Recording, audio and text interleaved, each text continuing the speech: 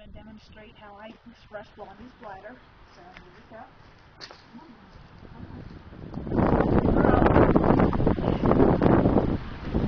going to kneel down like this. Put my knee up underneath of her to support her. Spread her legs apart.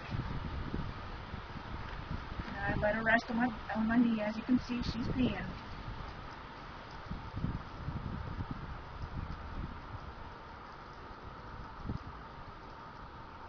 See, she's still peeing. And